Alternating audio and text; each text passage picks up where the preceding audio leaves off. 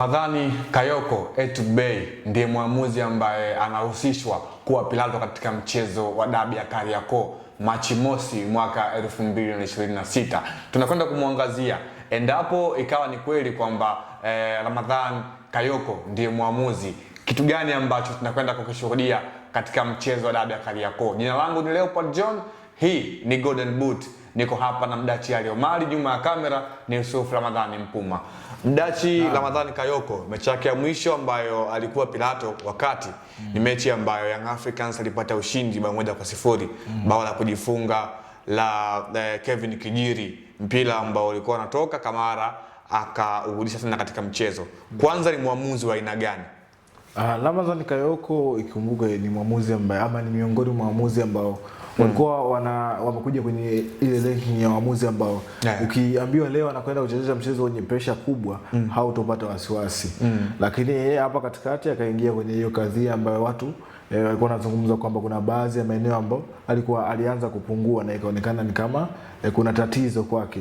Mpaka ikapelekea kuna wakati fulani akawa kama amesimama kwa muda mrefu kufanya kazi ya uamuzi na alikuwa haonekani kwenye michezo mingi. Alipoanza kurejea kwenye kazi yake ya uamuzi, alianza mechi nyingi alikuwa anaingia kama force official. Na baadhi ya mechi za ligi kuu msimu huu, baadhi ambazo amepata kuchezesha chache, amepata nafasi ya kufanya hivyo kuchezesha.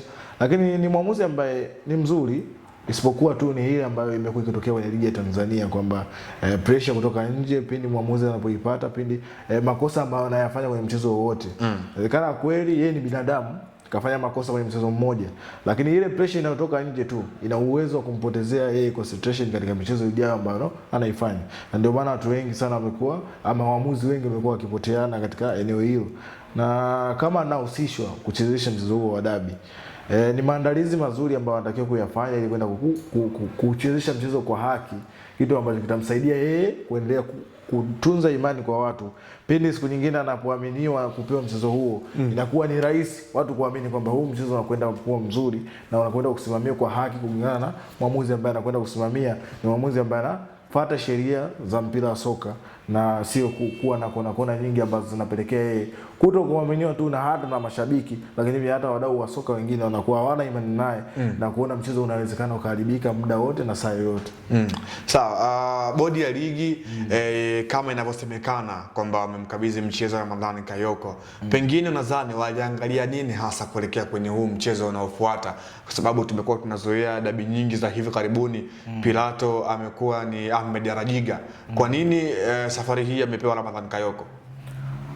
Kupewa Ramadhani Kayoko ama kuhusishwa kupewa mchezo huo ni kulingana na namna ambavyo chati ya marefali ipo Tanzania. Leo hii umemzungumza Ahmed Arajiga ambaye amechezesha mechi za dabi karibuni 4 hadi 3 zinaelekea, lakini amechezesha mechi za Mzizima kadhaa, Mzizima dabi kwa maana ya Simba na Azam, lakini pia Yanga na Azam amechezesha mechi nyingi.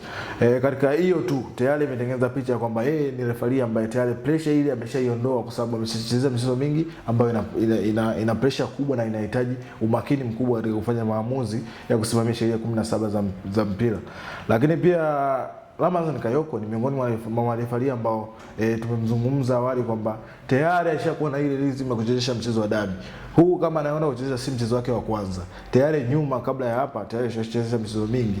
Shida tu ilikuja pale ambapo ilionekana hakuwa na maamuzi mazuri katika mchezo wa mwisho wa dabi ya Kariakoo, kitu ambacho kilienda kumpoteza kabisa kwenye ramani ya uamuzi ama kufanya maamuzi na kupata mechi zile ambazo zina pressure yeye kama muamuzi na kuendelea kutengeneza career yake vizuri.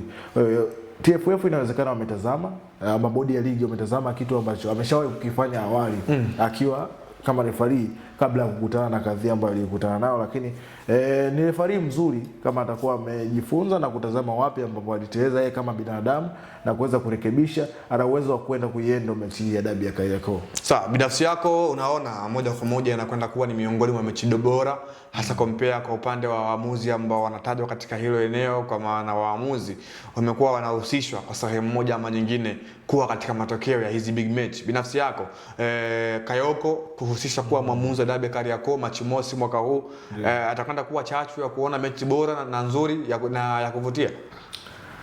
Ili mechi ikaende kuwa nzuri ama mechi iwe nzuri, kwanza yeye binafsi kama pilato wa mchezo na mwamuzi wa mchezo huo anatakiwa kufanya maandalizi yake binafsi yeye kama referee kwamba mchezo huu una pressure kubwa na intensity kubwa ambayo wanao mashabiki na wapenda soka.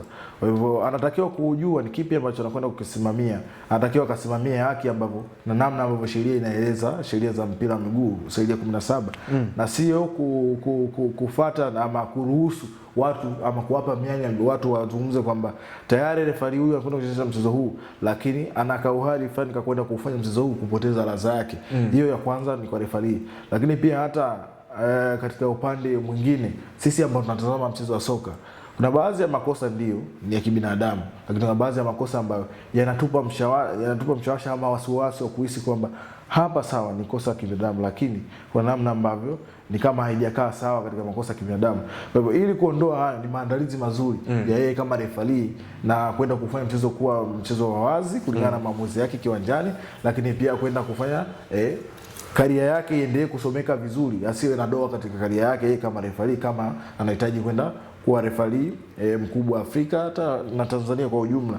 Hiyo inakuwa na msaada kwake, kwa sababu hivi karibuni tukitazama chati ya marefari wetu ambao wanatoka nje kwenda kuchezesha mechi za nje ama tu hata kuwa force official kwenye mechi za nje, unawahesabu, unaweza kumkuta Ahmed Ajiga, Frank Komba, hao ndio wamekuwa sana wakitoka nje kwenda kufuatilia Kasim Upanga pia unawakuta hao.